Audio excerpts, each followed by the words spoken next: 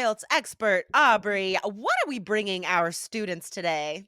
This is very exciting. We got a great question about when you're stuck in IELTS speaking and you know Yep. you haven't spoken enough, but like, how do you speak longer? What can you do? We have some great tips for you today.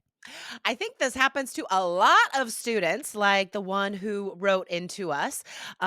This was during a webinar, and this person said that they're stuck at a 5.5 or 6 in speaking because they just stop, right? They can't speak for as long as they need to, and that hurts all of your scores. It hurts your fluency score most of all, but it also hurts your vocabulary score because the examiner literally cannot hear enough words from you, right? To have any noticeable amount of interesting vocabulary because there's just not enough happening. So, we are going to take turns today and we're going to model what a short sort of 5.5 answer might be. And then we will add to that. We will upgrade that to a band 9 answer and talk about why. So it's a very fun episode. We're going to show you these things for part 1, part 2 and part 3 today. So, stay until the end.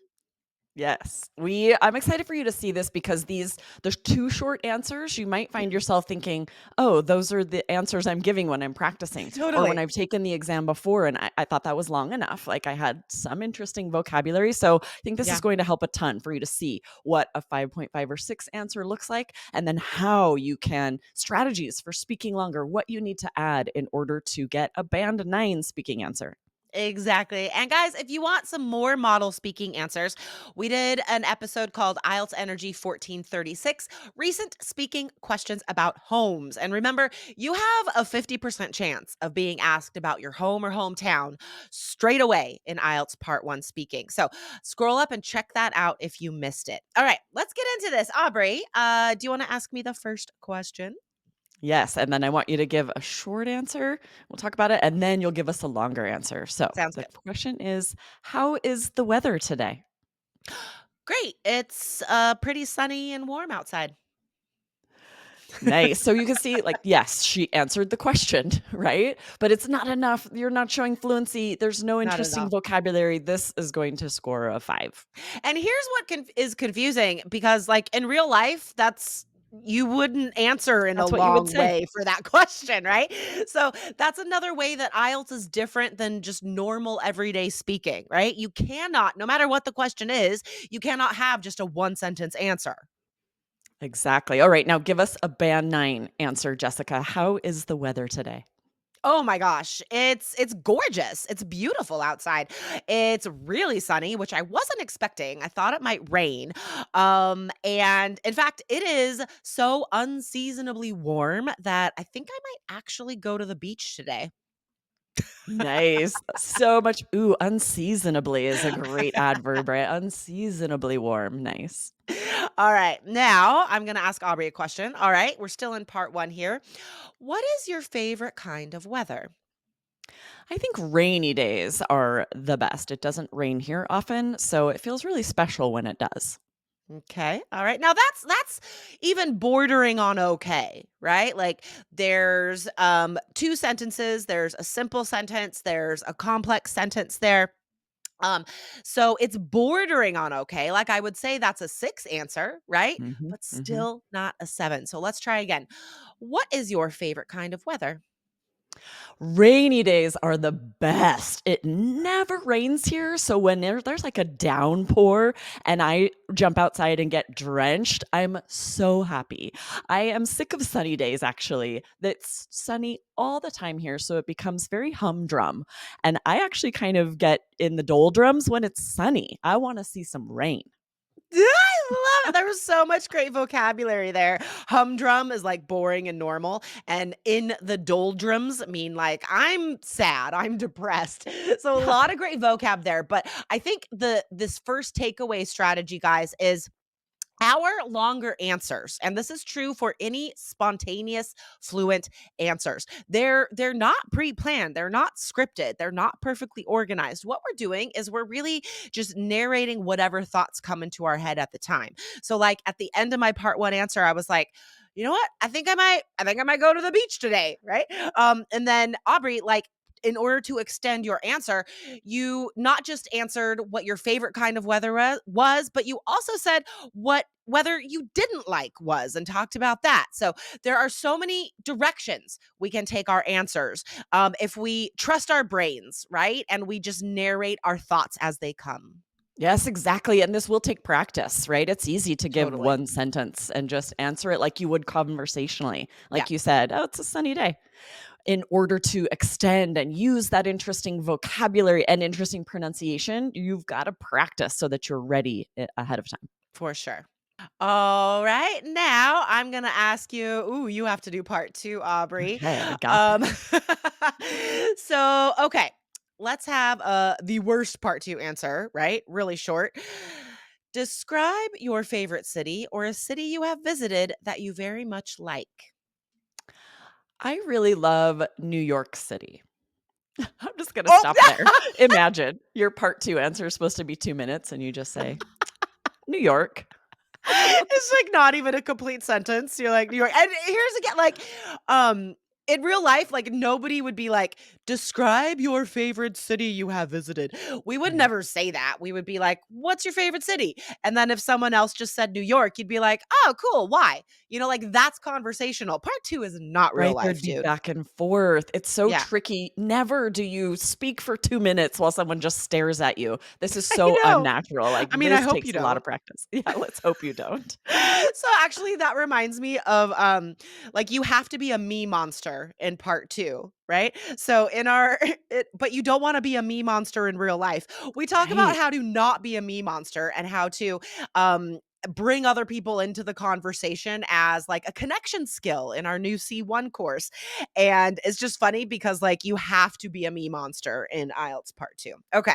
So, Exactly, good point, right? And this you're probably not used to this. You likely are right. used to bringing someone into the conversation, asking them questions, so it's going to feel very unnatural to just describe something for 2 minutes. Totally. All right, but now you have to. All right, my timer's ready. All right, describe your favorite city. This may sound super cliche because everybody loves New York City, but it definitely is my favorite city in the world. And I've been to some big cities in Europe, Paris, London, Barcelona, and I truly love all of those places. But New York holds a special place in my heart because I first went there when I was thinking about doing a master's degree. I visited a friend and I was just there as a tourist. And I didn't know much about New York. I hadn't been as a young person. We did all the things. We went to Top of the Rock at Rockefeller Center. We did the Empire State Building, which, by the way, if you have to choose between the two, Top of the Rock, absolutely. We saw all of the parks. We went to the Statue of Liberty, like all of the things you do as a tourist. And then we saw it as locals, right? We moved there. I did my master's degree, and we no longer did any of the touristy things. We started going to, still museums and things, but like local art festivals and events. There was something to do every single day in New York. In contrast, where I live now, there's never anything. I'm like looking up what to do in Gilbert, Arizona. Nothing. Like there's very little that you can take a family to do. And in New York, the city was just rife with possibility. Every moment of every day, there was a cultural festival, some kind of event, free music concerts in the park, Shakespeare in the park, in Fort Tryon up north every weekend. They were and free. A lot of these events were free to the public, which was super helpful for us because we were poor, broke students at the time. And we had children. So we certainly couldn't afford to take them to a lot of these things. But luckily, there were, the city there is really mindful about helping everyone be exposed to culture and celebrations without having Thank to you. Thank you. fork over a lot of money.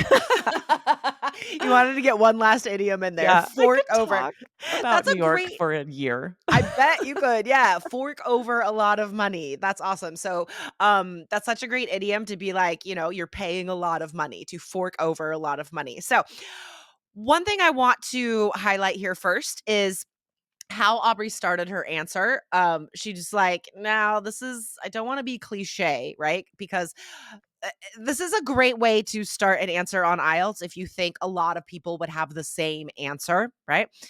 'Cause, yeah, a lot of people are gonna say New York City, right? For sure. But at the same time, you know, because you listen to us, you know that you need to stand out. You don't wanna sound like every other student. So if you are giving an answer that you think a lot of people give, say that. Be like, "I don't wanna be cliche, but" and then the way that Aubrey was able to fill so much time, first of all, because she chose a place that she really knows. And even if New York weren't her favorite city, she should choose it because she knows it very well, right? The details that she could list, right? And if you're giving an answer about a place like that and you cannot list as many details, what you can do is just choose like one or two of those places and talk about those places a little bit Mm. more, right? So that would be another option. And another way to extend that is to contrast that city with a city that maybe you don't really like, maybe like where you're living now. So those are a couple strategies you can use to elongate your answer in part two. So that was awesome. All right. Yeah, so many good tips there. Like, I thought about choosing I love London, I love Barcelona, but do I know it well enough to Right. talk about it for 2 full minutes? Yeah. I would definitely need to use some of those strategies if I did. I would talk about I could talk for a minute and a half about going to the Sagrada Familia in Barcelona, and as long as I've Yeah. answered the question, absolutely, right? Go more Totally. detail into one place. Totally. All right. We have one more model for you here. Part three, which remember, part three is always linked to part two. So part two was asking to describe a favorite city. And part three all of the questions will be about cities and urban areas. All right. Aubrey, will you ask me a part three question, please? Absolutely. What are the advantages of living in a city? It's fun. There's a lot of stuff to do. Right? She answered the question, I answered the but question. band 5, right? No interesting vocabulary, no interesting pronunciation, intonation. It's not showing your fluency. So I'm excited to hear a band 9 answer on All this one. right, let's do All it. right, Jessica, what are the advantages of living in a city? Oh my gosh. Before I get into the advantages of living in a city, which by the way, to my mind there are a multitude of benefits. I honestly grew up in a small town, which I loathed. I could not wait to move to a big city. I had these dreams of living in cities like New York, LA, Madrid, London, any big city, honestly, I would choose would be preferable over my little teeny small podunk town. So yeah, getting back to the question, why? Like, why did I want to live in a big city so badly? Which would be the advantages of being in a city, right? There's just so much to do, right? There are so many ways to entertain yourself and to expand your mind and horizons. And that's something that's really part of my personality. I am so curious. I have a constant and insatiable thirst for knowledge. And in a city, you can satiate that thirst for knowledge. You can go to museums, you can find free lectures at universities, you can even just roam the streets on any random night and find something amazing happening. Meet strangers, go to community events. There's always going to be something to do. And of course, there are disadvantages, but I don't even want to think about those because there's disadvantages to everything. And I think living in a city is really the only option. Ooh, very nice. I love the vocab satiable and then satiate, right? So I think you said insatiable, meaning Yeah. like cannot be satisfied, like there's Right. not and then satiate as a band 9 verb, meaning to satisfy that, right? Ooh, so impressive. Great vocabulary. All right. So I think the biggest takeaway that you guys should go back and listen for, honestly, in our model answers is that really the way to talk longer, to say more, to be more interesting and more fluent on IELTS is to dive into your personal, real experience and your personal, real opinions. Because that's really what it came back to, right? In all of our answers, the way we were able to speak more was just to pull from our own experience. Yes, and on part 3 especially, you never know how long, like, it's probably going to be about a minute. The examiner might interrupt you if they need to ask more questions, but Yeah. you need to be prepared to speak for about a minute on Yep. all of these different topics. You cannot just have one sentence answers with very little details if you wanna score 7 or higher on the exam. Totally. Exactly. All right, guys.